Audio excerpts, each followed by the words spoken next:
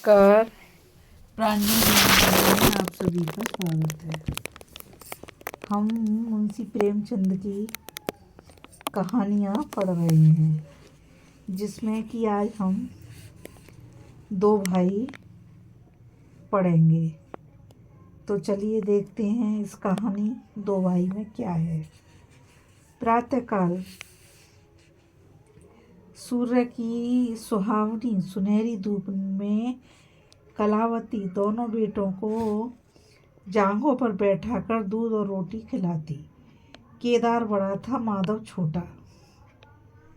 दोनों मुंह में कौर लिए कई पग उछल कूद कर फिर जांघों पर आ बैठते और अपनी तोतली बोली में इस प्रार्थना की रट लगाते थे, जिसमें एक पुराने सहृदय कवि ने किसी जाड़े के सताए हुए बालक के हृदयोद्गार को प्रकट किया है। देव देव घाम करो, तुम्हारे बालक को लगता जाड़। माँ उन्हें चूम कर बुलाती और बड़े बड़े कौर खिलाती। उसके हृदय में प्रेम की उमंग थी और नेत्रों में गर्व की झलक। दोनों भाई बड़े हुए, साथ साथ गले में बाहें डाले खेलते थे। केदार की बुद्धि चुस्त थी, माधव का शरीर। दोनों में इतना स्नेह था कि साथ साथ पाठशाला जाते, साथ साथ खाते और साथ ही साथ रहते थे। दोनों भाइयों का ब्याह हुआ। केदार की बधू चंपा अमित भाषणी और चंचला थी। माधव की वधू श्यामा सावली सलोनी रूप राशि की खान थी। बड़ी ही मृदुभाषणी, बड़ी ही सुशीला और शांत स्वभाव थी। केदार चंपा पर मोहे और माधव श्यामा पर रीझे, परंतु कलावती का मन किसी से ना मिला। वह दोनों से प्रसन्न और दोनों से अप्रसन्न थी। उसकी शिक्षा दीक्षा का बहुत अंश इस व्यर्थ के प्रयत्न में व्यय होता था कि चंपा अपनी कार्य कुशलता का एक भाग श्यामा के शांत स्वभाव से बदल ले। दोनों भाई संतानवान हुए। हरा भरा वृक्ष खूब फैला और फलों से लद गया। कुत्सित वृक्ष में केवल एक फल दृष्टिगोचर हुआ, वह भी कुछ पीला सा मुरझाया हुआ, किंतु दोनों अप्रसन्न थे। माधव को धन संपत्ति की लालसा थी और केदार को संतान की अभिलाषा। भाग्य की इस कूटनीति ने शनै शनै देश का रूप धारण किया, जो स्वाभाविक था। श्यामा अपने लड़कों को संवारने और सुधारने में लगी रहती। उसे सिर उठाने की फुर्सत नहीं मिलती थी। बेचारी चंपा को चूल्हे में जलना और चक्की में पिसना पड़ता। यह अनीति कभी कभी कटु शब्दों में निकल जाती। श्यामा सुनती, कुड़ती और चुपचाप सह लेती, परंतु उसकी यह सहनशीलता चंपा के क्रोध को शांत करने के बदले और बढ़ाती। यहाँ तक कि प्याला लबालब भर गया। हिरन भागने की राह पर न पाकर शिकारी की तरफ लपका। चंपा और श्यामा समकोण बनाने वाली रेखाओं की भांति अलग हो गईं। उस दिन एक ही घर में दो चूल्हे जले, परंतु भाइयों ने दाने की सूरत न देखी और कलावती सारे दिन रोती रही। कई वर्ष बीत गए। दोनों भाई जो किसी समय एक ही पालती पर बैठते थे, एक ही थाली में खाते थे और एक ही छाती से दूध पीते थे, उन्हें अब एक घर में एक गांव में रहना कठिन हो गया। परंतु कुल की शाख में बट्टा ना लगे, इसलिए ईर्ष्या और देश की धधकती हुई आग को राख के नीचे दबाने की व्यर्थ चेष्टा की जाती थी।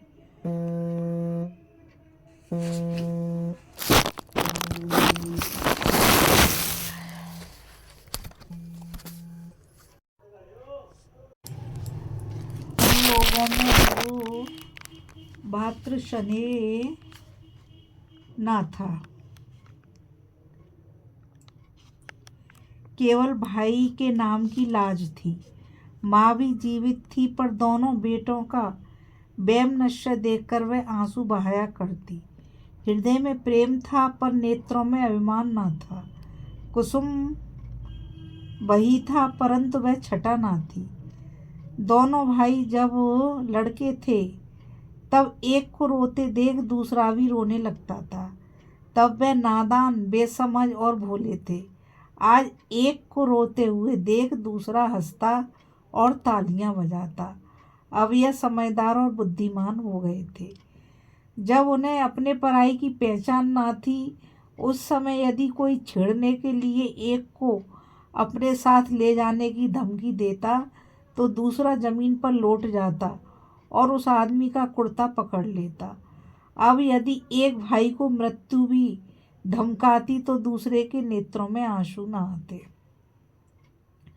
अब उन्हें अपने पराये की पहचान हो गई थी। बेचारे माधव की दशा शोचनीय थी। खर्च अधिक था और आमदनी कम, उस पर कुल मर्यादा का निर्वाह। हृदय चाहे रोए पर होठ हंसते रहे, हृदय चाहे मलिन हो पर कपड़े मैले न हो। 4 पुत्र थे, 4 पुत्रियां, और आवश्यक वस्तुएं मोतियों के मोल।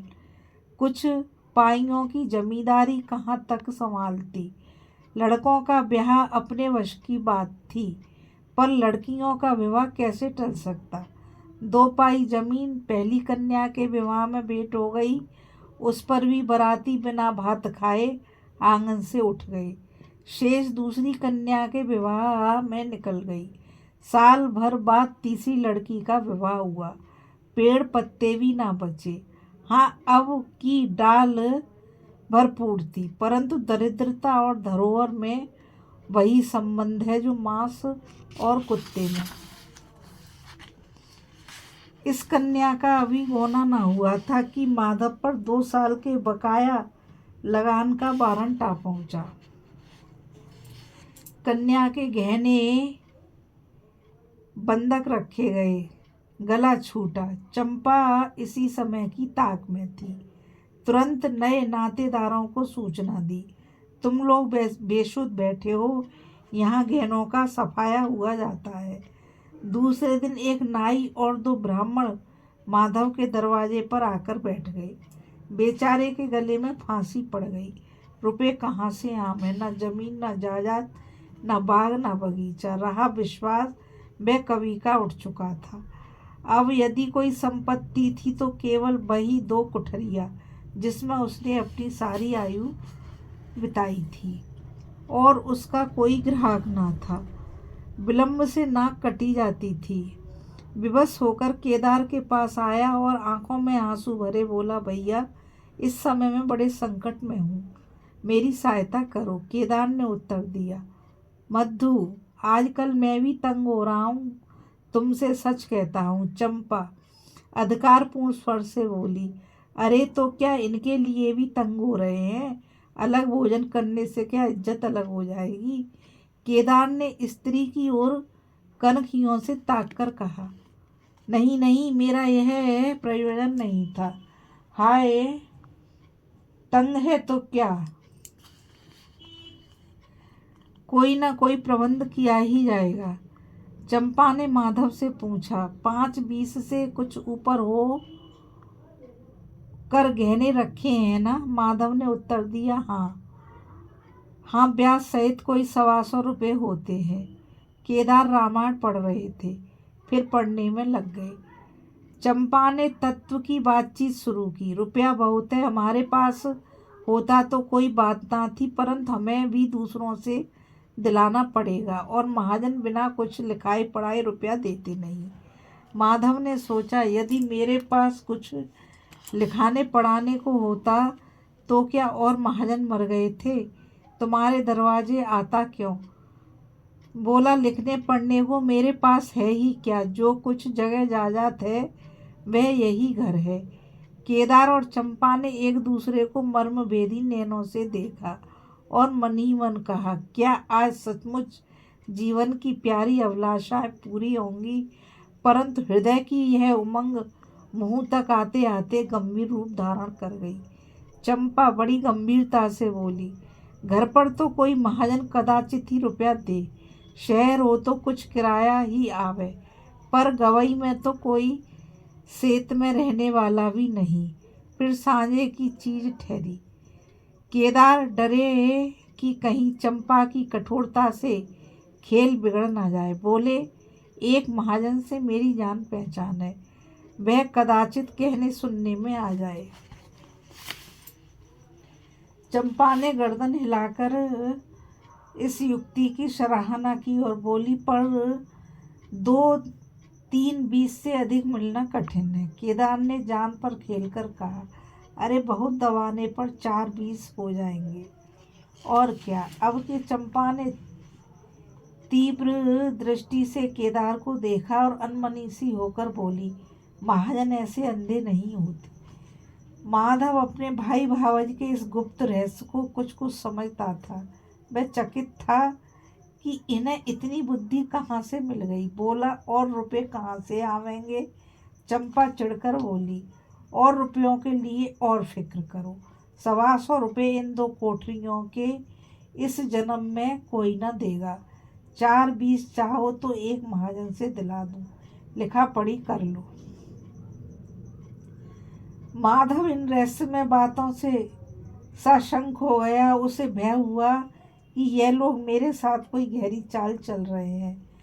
दृढ़ता के साथ अड़कर बोला, और कौन सी फिक्र करूं, गहने होते तो कहता, लाओ रख दूं। यहाँ तो कच्चा सूत भी नहीं है। जब बदनाम हुए तो क्या 10 के लिए, क्या 50 के लिए, दोनों एक ही बात है। यदि घर बेच कर मेरा नाम रह जाए तो यहाँ तक तो शुभकार है, परंतु घर भी बेचूं और उस पर भी प्रतिष्ठा धूल में मिले, ऐसे मैं ना करूँगा। केवल नाम का ध्यान है, नहीं एक बार नहीं कराऊं तो मेरा कोई क्या करेगा। और सच पूछो तो मुझे अपने नाम की कोई चिंता नहीं है। मुझे कौन जानता है, संसार तो भैया को हंसेगा। केदार का मुंह सूख गया। चंपा भी चकरा गई। वह बड़ी चतुर, बांक निपुण रमणी थी। उसे माधव जैसे गंवार से ऐसी दृढ़ता की आशा न थी। उसकी ओर आदर से देखकर बोली, लालू, कभी कभी तुम भी लड़कों की सी बातें करते हो। भला इस झोपड़ी पर कौन से रुपए निकाल कर देगा। तुम 125 के बदले 100 ही दिलाओ, मैं आज ही अपना हिस्सा बेचती हूँ। उतना ही मेरा भी तो है। घर पर तो तुमको वही 4-20 मिलेंगे। हाँ, और रुपयों का प्रबंध हम आप कर देंगे। इज्जत हमारी तुम्हारी एक ही है, वह ना जाने पाएगी। यह रुपया अलग खाते में चढ़ा लिया जाएगा। माधव की इच्छाएं पूरी हुई। उसने मैदान मार लिया। सोचने लगा, मुझे तो रुपयों से काम है, चाहे 1 नहीं 10 खाते में चढ़ा लो। रहा मकान, वह जीते जी नहीं छोड़ने का। प्रसन्न होकर चला गया। उसके जाने के बाद केदार और चंपा ने कपट वेश त्याग दिया और बड़ी देर तक एक दूसरे को इन कड़े सौदे का दोषी सिद्ध करने की चेष्टा करने लगे। अंत में मन को इस तरह संतोष दिया कि भोजन बहुत मधुर नहीं है, किंतु कठोर तो है। घर, हाँ, देखेंगे कि श्यामा रानी इस घर में कैसे राज करती हैं। केदार के दरवाजे पर 2 बैल खड़े हैं। इनमें कितनी संग शक्ति, कितनी मित्रता और कितना प्रेम है। दोनों एक ही जुए में चलते हैं, बस इनमें इतना ही नाता है। किंतु अभी कुछ दिन हुए जब इनमें से एक चंपा के मैके मगनी गया था तो दूसरे ने 3 दिन तक नाद में मुंह नहीं डाला। परंतु शोक, एक गोद के खेले भाई, एक छाती से दूध पीने वाले आज इतने बेगाने हो रहे हैं कि एक घर में रहना भी नहीं चाहते। प्रातः काल था। केदार के द्वार पर गांव के मुखिया और नंबरदार विराजमान थे। मुंशी दाता दयाल अभिमान से चारपाई पर बैठे रेहन का मसविदा तैयार करने में लगे थे। बार बार कलम बनाते और बार बार खत रखते, पर खत की शान ना सुधरती थी। केदार का मुखारविंद विकसित था और चंपा फूली नहीं समाती। माधव कुमलाया और मिलान था। मुखिया ने कहा, भाई ऐसा हित न भाई ऐसा शत्रु। केदार ने छोटे भाई की लाज रख ली। नंबरदार ने अनुमोदन किया, भाई हो तो ऐसा हो। मुख्तार ने कहा, भाई सपूतों का यही काम है। दाता दयाल ने पूछा, रेहन लिखने वाले का नाम? बड़े भाई बोले, माधव बल्द शिवदत्त। और लिखवाने वाले का? केदार बल्द शिवदत्त। माधव ने बड़े भाई की ओर चकित होकर देखा, आंखें डबडबाई। केदार उसकी ओर देख न सका। नंबरदार, मुखिया और मुख्तार भी विस्मित हुए। क्या केदार खुद ही रुपया दे रहा है? बातचीत तो किसी साहूकार की थी। जब घड़ी में रुपया मौजूद है तो इस रेहन नामे की आवश्यकता ही क्या? भाई भाई में इतना अविश्वास! अरे राम राम! क्या माधव 80 रुपये का भी महंगा है? और यदि दवा ही बैठता तो क्या रुपए पानी में चले जाते? सभी की आंखें सैन द्वारा परस्पर बातर करने लगी, मानो आश्रय की अथाह नदी में नौकाएं डगमगाने लगी। श्यामा दरवाजे की चौखट पर खड़ी थी। वह सदा केदार की प्रतिष्ठा करती थी, परंतु आज केवल लोक रीति ने उसे अपने जेठ को आड़े हाथों लेने से रोका। बूढ़ी अम्मा ने सुना तो सूखी नदी उमड़ आई। उसने एक बार आकाश की ओर देखा और माथा ठोक लिया। अब उसे उस दिन का स्मरण हो आया जब ऐसा ही सुहावना सुनहरा प्रभात था और 2 प्यारे प्यारे बच्चे उसकी गोद में बैठे हुए उछल कूद कर रोटी खाते थे। उस समय माता के नेत्रों में कितना अभिमान था, हृदय में कितनी उमंग और कितना उत्साह था। परंतु आज आज नैनों में लज्जा है और हृदय में शोक संताप। उसने पृथ्वी की ओर देखकर कातर स्वर में कहा, हे नारायण, क्या ऐसे पुत्रों को मेरी ही कोख में जन्म लेना था? इस कहानी में बस इतना ही। अभी हम मुंशी प्रेमचंद की कहानी 2 भाई पढ़ रहे थे। फिर मिलेंगे नई कहानी के साथ। और मुझ गीता रावत को आज्ञा दीजिए। राधे राधे, जय श्री कृष्णा, नमस्कार।